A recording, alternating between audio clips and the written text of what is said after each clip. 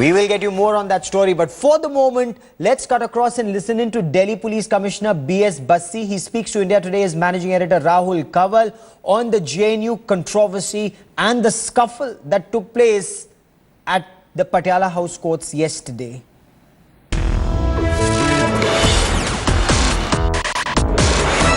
Serious questions are being asked of the Delhi Police's action in the JNU episode. Joining us now is the Delhi Police Commissioner BS Bassi. Welcome to India Today, sir. Once again, there's a barrage of criticism directed at the Delhi Police, and I want to take it one by one, starting with your comment after the attack at the Patiala House court on JNU professors, students and journalists, when you said this is a minor scuffle. Choti moti baat. A choti moti baat, you think, sir? See, I must tell you, Rahul, the moment I came to know that some incidents have taken place at Patiala House court, I told my officers that they should take the matter very seriously, and whatever action is required to be taken by us under the law, that must be taken.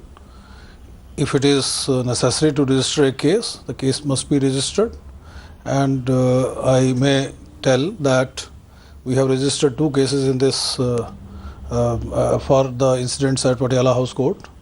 One case we have registered for the alleged assault by some lawyers on some journalists, and then also we have registered a case of the incident which took place outside. You see, one key point which you have to understand and appreciate, because we get information from all the channels and we also get complaints from all the channels. So in this these 2 cases where we have registered the FIRs, there are allegations and counter allegations. So now we'll have to sift through the facts to come to a logical conclusion. No, but why would you, as the chief of the Delhi Police, describe this as a minor scuffle? See, if you when I'm dealing with crime, I deal with a variety of crime. And in this case, if you go into the background, the whole thing started with an argument which happened inside the courtroom when certain persons had occupied the seats which are supposed to be meant for the lawyers.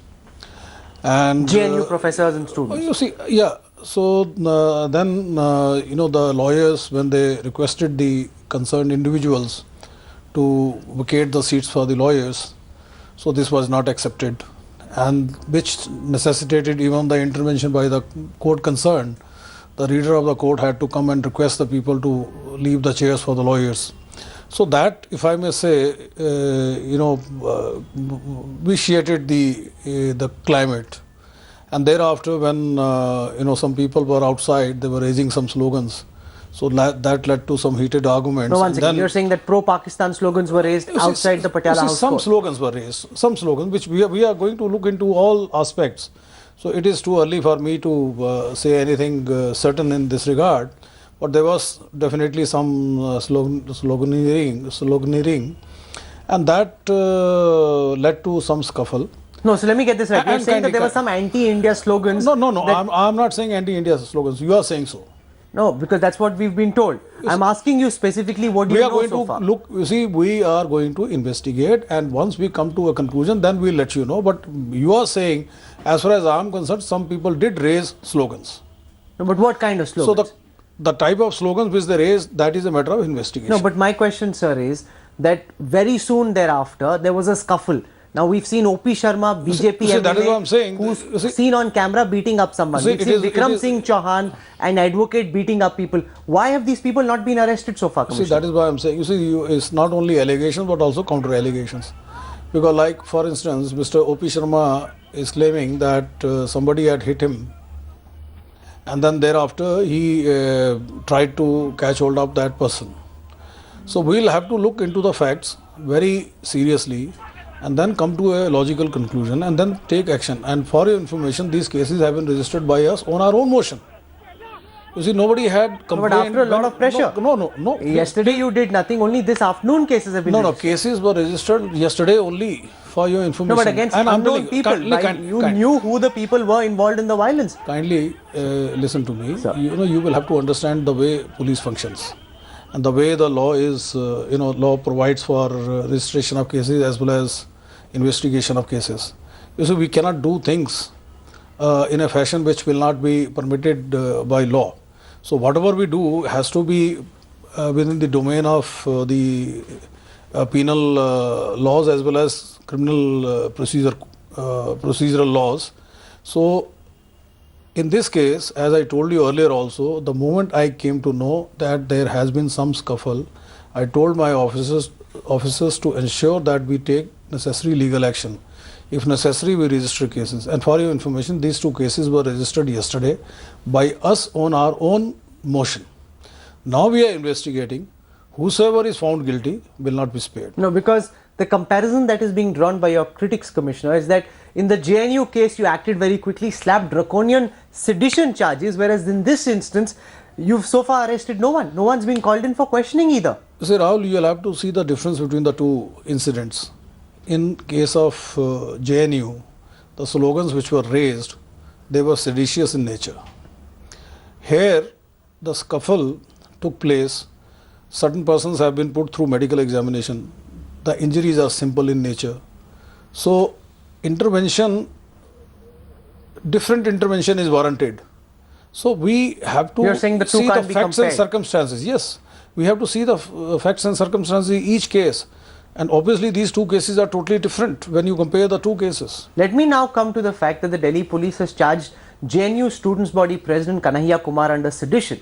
Now, you're aware, sir, of the Balwant Singh judgment of 84 in the Supreme Court, the Kedarnath judgment of 1962, which makes it very clear that raising anti-India slogans, no matter how deplorable, is not sedition. That's the Supreme Court's ruling. Why then did you choose, sir, to impose sedition charges? See, I think you have not read the Kedarnath judgment very carefully. I have read the operative parts, yes. So, if you have read the operative part, I will urge you to read the full judgment so that you won't entertain any doubts.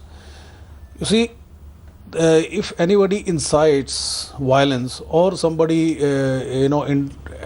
indulges in any activity which has a tendency to bring contempt or hatred towards the lawfully established government in India, you see, he commits an act of sedition. So you have to understand the type of slogans which were raised in JNU obviously transgress the domain of section 124A, and section 124A has been declared valid by the Honorable Supreme Court of India. There is no evidence against Kanhaiya Kumar to suggest that he raised these slogans. You see, this is what you are saying. But we have been able to collect, there was adequate prima facie evidence available to necessitate the arrest.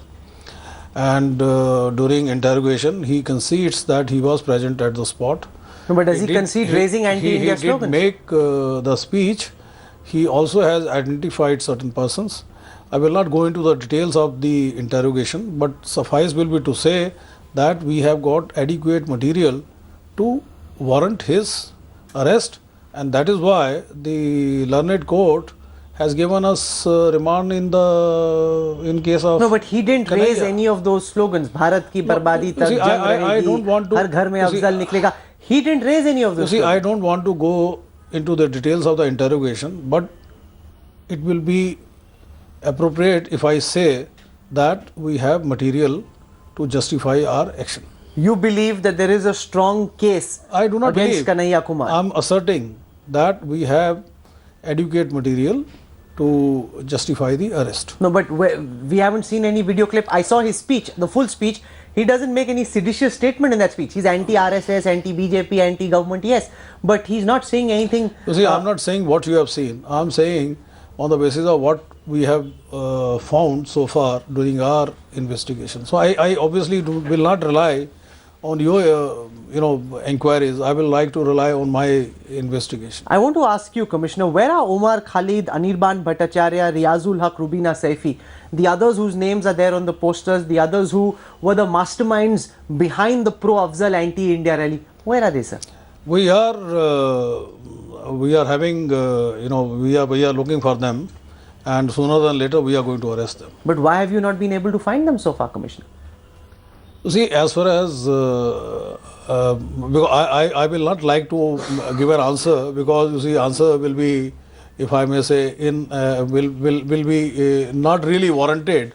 But suffice will be to say that we are on the right track, and we will be catching them soon. Because the point, I was at Jawaharlal Nehru University yesterday, and what students told me is that all these people were available in campus. Now they've gone underground, but you didn't move fast enough. The initial response of the police wasn't fast enough to arrest the real masterminds of this event. You see, it may not be possible for me to comment upon every statement by any individual in the university. Okay, how do you respond to the charge being made by Arvind Kejriwal, Rahul Gandhi, Sitaram Yechuri that the Delhi police's actions are at the behest of the Home Ministry, which is being run by the BJP with the intent of stifling free speech? You see, I will like to make one thing very clear. We do not act under the influence of any other institution.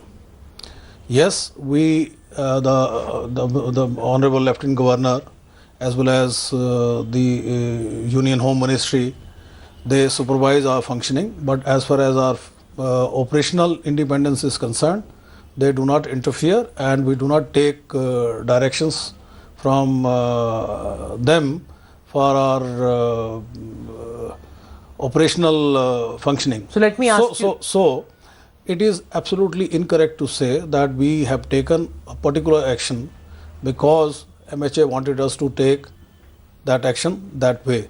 So this is absolutely incorrect if anybody has made that assertion, number one. Number two, you see, certain doubts might have been expressed about police action. This, I say, is maybe the result of three factors. One, lack of knowledge.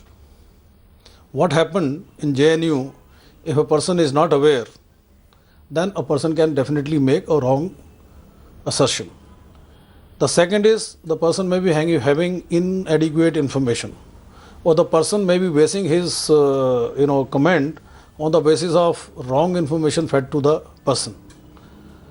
So that also is a possibility. Maybe they are not having adequate information. And third is that some persons may like to criticize us because of certain vested interest. I am not saying that they have vested interest. If they have full information and still they are knowingly criticizing, then of course I will say it is a case of vested interest. But if the information is inadequate, or it is non-existent, or it is wrongly given to them by some other vested interest, in that case, you see, I can understand, you see, they can always be wrong in their assertions. Finally, Commissioner, I want to show our viewers this alert. I'm sure you would have seen this. This is by the Delhi police, where you're quoting from a tweet supposedly put out on the 10th of February by Hafiz Saeed JUD, a Twitter handle, where he says, allegedly, we request our Pakistani brothers to trend support. Can a camera person just zoom in? To trend support JNU for our pro-Pakistan JNUite brothers. And you go on to say this is an alert to sensitize the student community in JNU and across the country. Hafiz Saeed doesn't run this account. It's a fake account.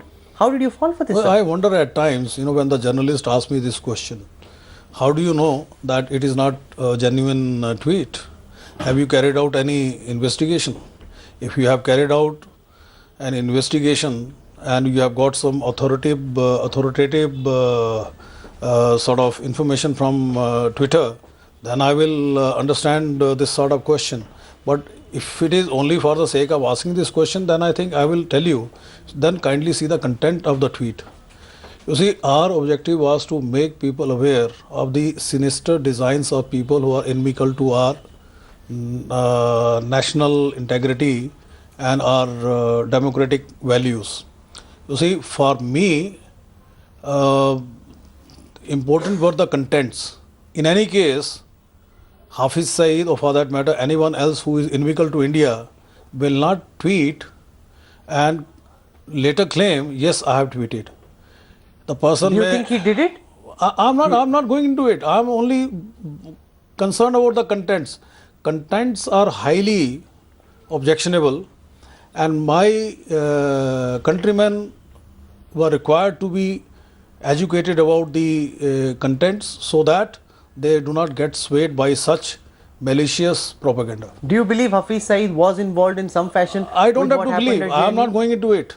I am saying, you see, why should, when Delhi police retweeted, at that time it was not really interested in knowing whether it is a genuine tweet or whether it is a fake tweet by some other person who is inimical to India.